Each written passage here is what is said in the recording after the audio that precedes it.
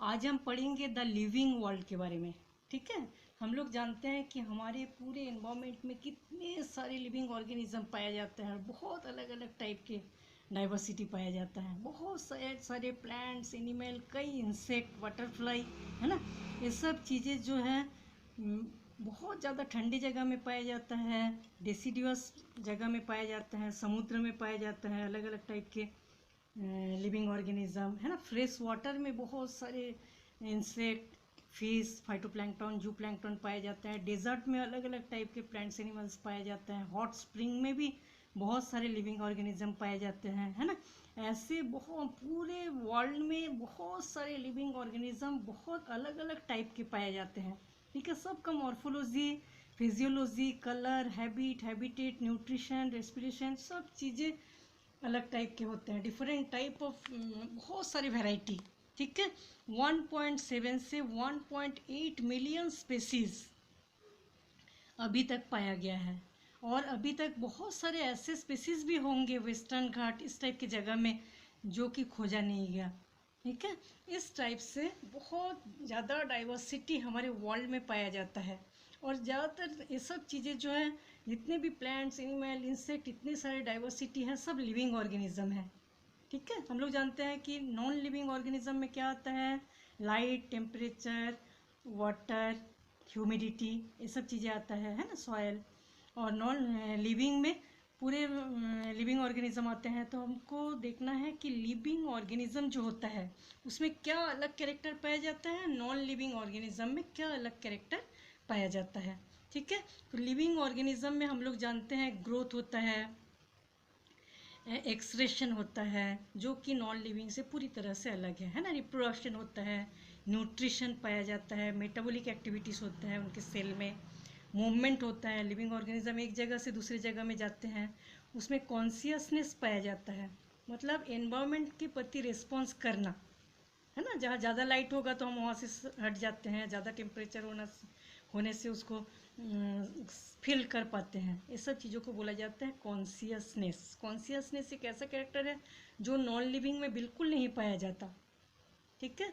Genetic materials, sales के अंदर जो जेनेटिक मटेरियल्स रहता है, nutrition, cellular structure, homeostasis, respiration, एडोप्टेबिलिटी, ये सब बहुत सारे कैरेक्टर होता है लिविंग ऑर्गेनिज्म में जो कि नॉन लिविंग से पूरी तरह से अलग है।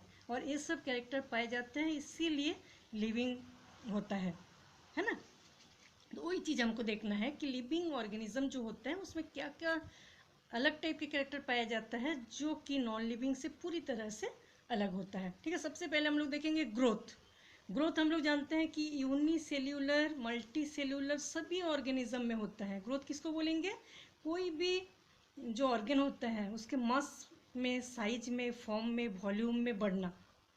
ठीक है। कोई भी सेल एक यूनिसेलुलर के साथ भी होता है, मल्टी सेलुलर में भी होता है। हम लोग जानते हैं कि सेल डिवीज़न जो होता है उससे ग्रोथ होता है ना।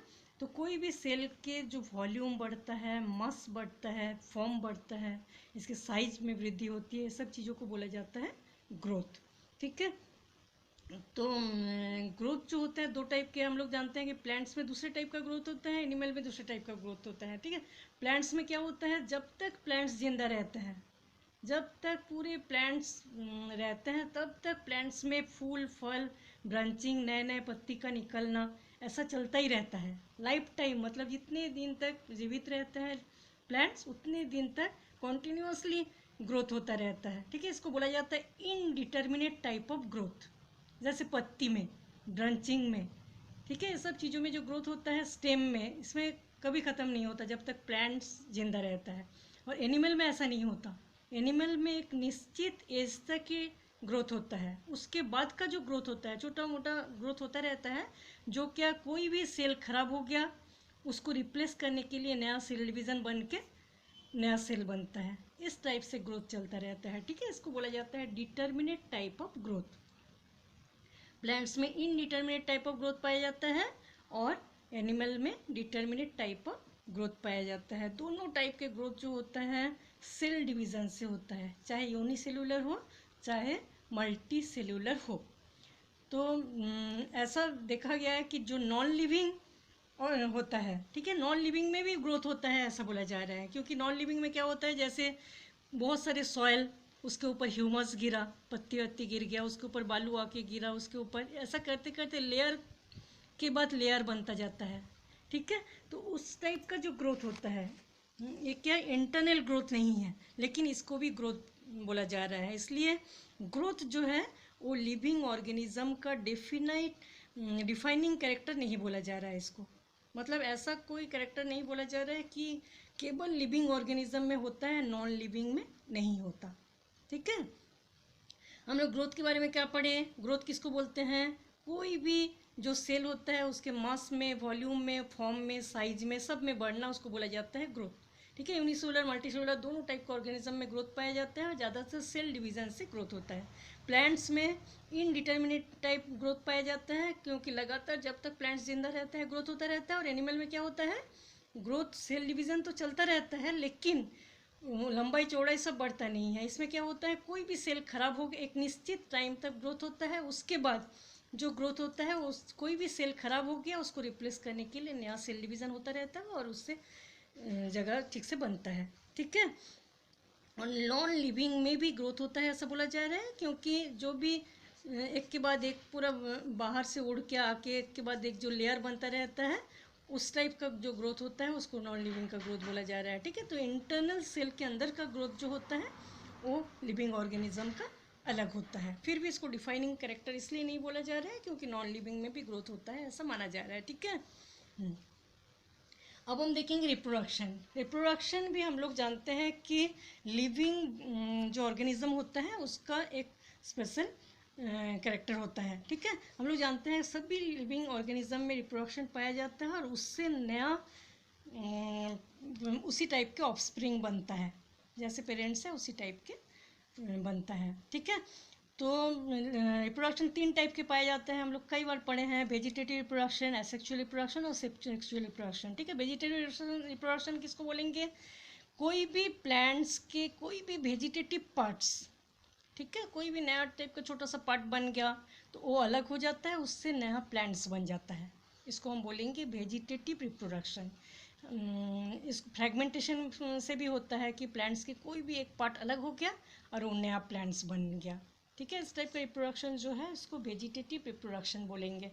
एसेक्सुअल रिप्रोडक्शन में क्या होता है, इसमें मेल एंड फीमेल गैमेट्स के फ्यूजन से नया ऑफस्प्रिंग बनता है, ऐसा नहीं होता, ठीक है। इसमें एसेक्सुअल रिप्रोडक्शन में क्या होता है, जैसे फंगस का एक फिलामेंट है, इसी फिलामेंट में स्पोरेंजिया बनेगा, उसके अंदर स्पोर्स बनेगा, और हर स्पोर्स जो है जर्मिनेट करके नया फंजाई बनाएगा, इस टाइप के। मतलब मेल एंड फीमेल गैमेट्स के फ्यूजन से जो जाइगोट बनता है, जाइगोट से जो नया ऑफस्प्रिंग बनता है उसको सेक्सुअल रिप्रोडक्शन बोलेंगे। एसेक्सुअल में ऐसा नहीं होता, मतलब एक ही पेरेंट्स से नया ऑफस्प्रिंग बनता है, ठीक है, उसको हम बोलेंगे एसेक्सुअल रिप्रोडक्शन। तो फंजाई में हम लोग जानते हैं, एल्गी में, फंजाई में बहुत सारे में क्या होता है, स्पोर्स बनता है, और स्पोर्स से नया प्लांट्स बनता है, ठीक है। लोअर ऑर्गेनिज्म जैसे ईस्ट, हाइड्रा, ये सब में हम लोग देखे हैं कि बडिंग से बड बन जाता है और बड अलग होके नया ईस्ट बन गया, ठीक है। बाइनरी फिशन, एक सेल है उसको 2 भागों में बट गया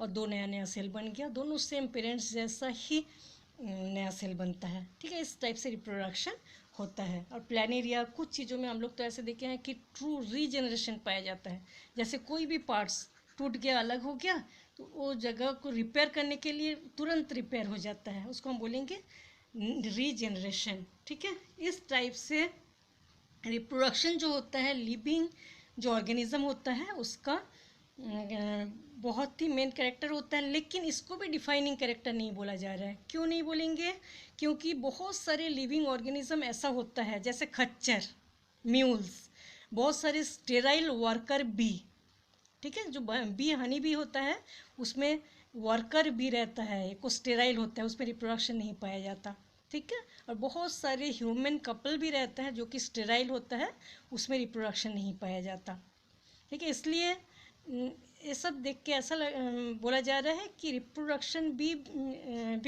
लिविंग बीइंग का मतलब डिफाइनिंग कैरेक्टर नहीं है, ठीक है। अब हम देखेंगे मेटाबॉलिज्म। मेटाबॉलिज्म में क्या होता है, सभी हम लोग जानते हैं कि सभी ऑर्गेनिज्म, लिविंग ऑर्गेनिज्म किससे बनता है? केमिकल से बनता है। क्योंकि बहुत सारे सेल से बनता है, एक एक सेल बहुत सारे केमिकल्स मिलके एक एक सेल का फॉर्मेशन होता है। ठीक है, सेल वॉल बहुत सारे फॉस्फोलिपिड्स का जैसे बना होता है, सेल के अंदर के ऑर्गेनिल्स अलग अलग केमिकल का बना होता है। मतलब सब लिविंग ऑर्गेनिज्म जो है केमिकल्स से बनता है। ठीक है, और लिविंग ऑर्गेनिज्म में क्या होता है? बहुत सारे मेटाबॉलिक एक्टिविटीज़ चलता रहता है, जैसे डाइजेशन, रेस्पिरेशन, फोटोसिंथेसिस और बहुत सारी मेटाबॉलिक एक्टिविटीज़ इसके अंदर चलता रहता है। ठीक है, उसी को हम बोलेंगे मेटाबॉलिज्म। तो मेटाबॉलिज्म जो है दो टाइप के होते हैं, हम लोग जानते हैं। एक टाइप के मेटाबॉलिज्म जो होते हैं उसको बोला जाता है एनाबॉलिज्म, जो सिंथेटिक फेस होता है, और दूसरा है कैटाबॉलिज्म, जो कि डिस्ट्रक्टिव फेस होता है। ठीक है, एनाबॉलिज्म किसको बोलेंगे? कॉम्प्लेक्स सब्सटेंस बनता है सिंपल सब्सटेंस से। सिंपल सब्सटेंस से क्या बनता है? कॉम्प्लेक्स सब्सटेंस, इसको हम बोलेंगे एनाबॉलिज्म। इसका एग्जांपल है फोटोसिंथेसिस। फोटोसिंथेसिस में क्या होता है? जैसे कार्बन डाइऑक्साइड, वाटर, ये जोड़ के बनता है कार्बोहाइड्रेट, है ना। कार्बोहाइड्रेट, वाटर एंड ऑक्सीजन बनता है, ये हुआ एनाबॉलिज्म। मतलब एनाबॉलिज्म में कॉम्प्लेक्स सब्सटेंस बनता है सिंपल से। और दूसरा है कैटाबॉलिज्म, जिसको डिस्ट्रक्टिव फेस बोला जाता है। इसमें क्या होता है? जो कॉम्प्लेक्स मटेरियल जो है उसका ब्रेक डाउन, कॉम्प्लेक्स मटेरियल जो है टूट जाता है और सिंपल सब्सटेंस बनता है। इसका एग्जांपल आएगा रेस्पिरेशन। रेस्पिरेशन में क्या होता है? जो फूड मटेरियल रहता है उसका ऑक्सीडेशन होता है, ऑक्सीडेशन होकर सिंपल सब्सटेंस में टूट जाता है और बहुत सारी एनर्जी रिलीज होता है। वो एनर्जी जो है मेटाबॉलिक एक्टिविटीज़ में खर्च होता है। ठीक है, इसमें क्या होता है? जैसे कार्बोहाइड्रेट से कार्बन डाइऑक्साइड एंड ऑक्सीजन निकलता है। ठीक है, और बहुत सारी एनर्जी रिलीज होता है। इस टाइप से मेटाबॉलिज्म जो है वो भी डिफाइनिंग फीचर नहीं बोला जा रहा है, क्योंकि आजकल क्या है, लैब में भी मेटाबॉलिक एक्टिविटीज़ जो है वो कराया जाता है। ठीक है, तो सेल, कोई भी सेल के अंदर के जो मेटाबॉलिक एक्टिविटीज़ है वो डिफाइनिंग फीचर होता है, लेकिन सेल के बाहर भी मेटाबॉलिक एक्टिविटीज़ लैब में आजकल कराया जाता है। तो इस टाइप से मेटाबॉलिज्म भी डिफाइनिंग फीचर नहीं हुआ। Cellular organization of the body, ये डिफाइनिंग फीचर है, क्योंकि सेल के अंदर बहुत सारे ऑर्गेनेल्स रहता है, तो उस ऑर्गेनेल्स अलग अलग टाइप का काम करते हैं, है ना। तो ये जो है डिफाइनिंग फीचर बोलेंगे, नॉन लिविंग में बिल्कुल नहीं हो सकता, क्योंकि सेल के अंदर जितने सारे ऑर्गेनेल्स है उसका काम, न्यूक्लियस का काम, न्यूक्लियस के अंदर क्रोमोसोम रहता है, जेनेटिक मटेरियल, डीएनए, आरएनए रहता है। ये सब चीज़ें जो है वो यूनिक कैरेक्टर है, इसको defining feature of life form बोला जाता है। ठीक है, और एक क्या डिफाइनिंग फीचर होता है? जैसे कॉन्सियसनेस एंड रेस्पॉन्सिवनेस। ठीक है, ये जो है पूरी तरह से डिफाइनिंग फीचर होता है, क्योंकि कॉन्सियसनेस किसको बोलेंगे हम लोग? जो रिस्पॉन्ड करते हैं एक्सटर्नल फैक्टर से, एनवायरमेंट के जो एक्सटर्नल फैक्टर होते हैं उससे जो रिस्पॉन्स करना। ठीक है, उसको बोलना। हम लोग जानते हैं कि प्लांट्स में सेंस ऑर्गन नहीं होता, लेकिन रिस्पॉन्स बहुत अच्छे से पाया जाता है। जैसे फोटो पीरियडिज्म, जितनी ज़्यादा लाइट आएगा उस हिसाब से प्लांट्स के अंदर के मेटाबॉलिक एक्टिविटीज़ चलता रहता है ना। बहुत सारे प्लांट्स ऐसा होता है कि सूरज की साइड में, जैसे सनफ्लावर, जिस साइड सूरज उगता है उसी साइड में फ्लावर खिलता है। जैसे ही सूरज दूसरे साइड चला जाता है, वेस्ट में चला जाएगा, तो वेस्ट में फ्लावर हो जाता है ना, मुड़ जाता है। इसको बोला जाता है फोटो पीरियडिज्म। इस टाइप से हम लोग देखे हैं कि रिस्पॉन्स पाया जाता है एनवायरमेंटल फैक्टर के साथ लिविंग ऑर्गेनिज्म का, है ना। और हम लोग जानते हैं कि एनिमल्स में सेंस ऑर्गन पाया जाता है, उस हिसाब से मतलब रिस्पॉन्स करते हैं। जहाँ लाइट ज़्यादा होगा, लाइट से हम लोग हटेंगे ही ना, जहाँ टेम्परेचर ज़्यादा होगा हम लोग हट जाते हैं। इस टाइप से जो रिस्पॉन्स करना ये नॉन लिविंग में बिल्कुल नहीं पाया जाता। ठीक है, जो कॉन्सियसनेस होता है इसको बोला जाता है डिफाइनिंग फीचर। इस टाइप से बहुत सारे चीज़, जैसे न्यूट्रिशन, न्यूट्रिशन के लिए भी हम लोग जानते हैं कि बहुत सारा अलग अलग टाइप की न्यूट्रिशन पाया जाता है।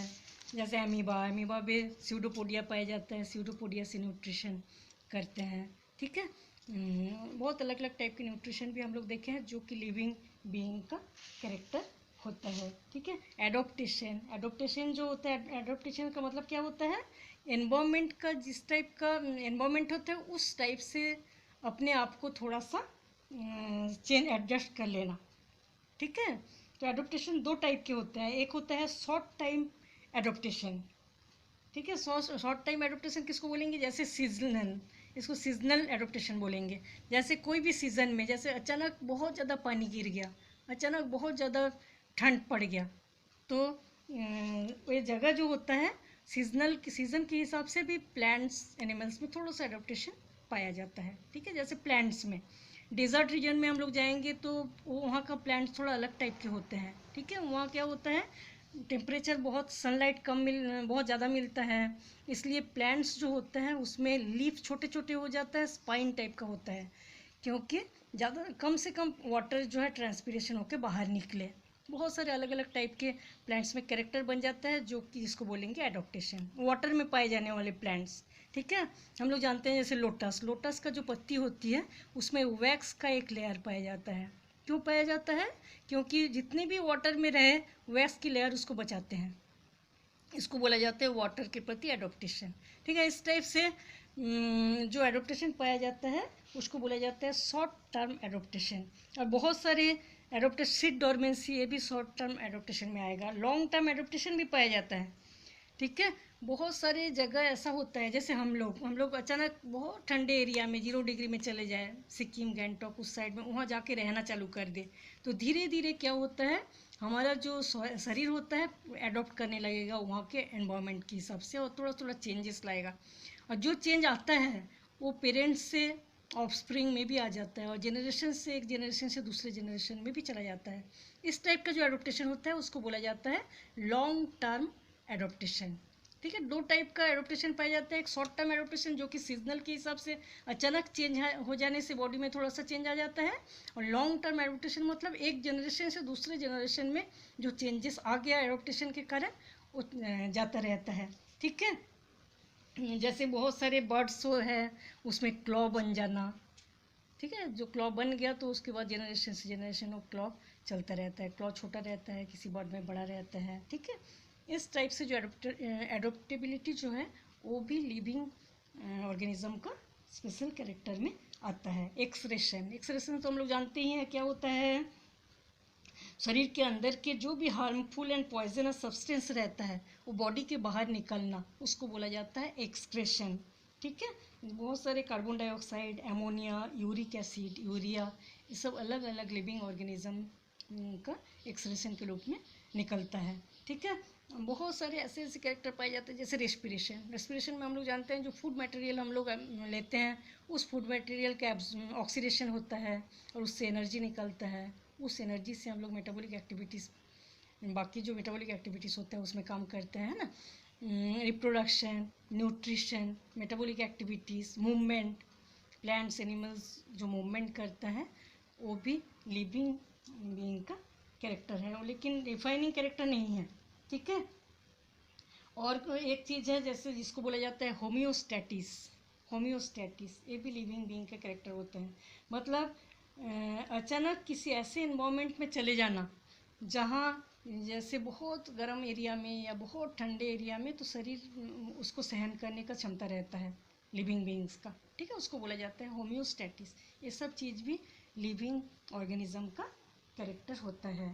ठीक है, इस टाइप से जो लिविंग ऑर्गेनिज्म होता है उसमें डिफाइनिंग कैरेक्टर कौन कौन सा हुआ, मेटाबॉलिक एक्टिविटीज़ हुआ, कॉन्शियसनेस, जेनेटिक मटेरियल भी डिफाइनिंग कैरेक्टर हम लोग जानते हैं, नॉन लिविंग में हो ही नहीं सकता है ना। जो डीएनए आरएनए पाया जाता है उसमें जीन्स पाया जाता है, जीन्स में जेनेटिक कैरेक्टर रहता है जो एक पेरेंट्स से बच्चे तक जाता है, वो कैरेक्टर है ना, हेरिडिटी के हिसाब से चलता रहता है जनरेशन टू नेक्स्ट जनरेशन, तो इसको बोला जाता है जेनेटिक मटेरियल का character. Nutrition, cellular structure, homeostasis, respiration, adaptability, growth, ये सब चीज़ें जो होता है लिविंग बीइंग का कैरेक्टर्स होता है। ठीक है, इस टाइप से लिविंग वर्ल्ड जो है वो कंप्लीट हो जाता है।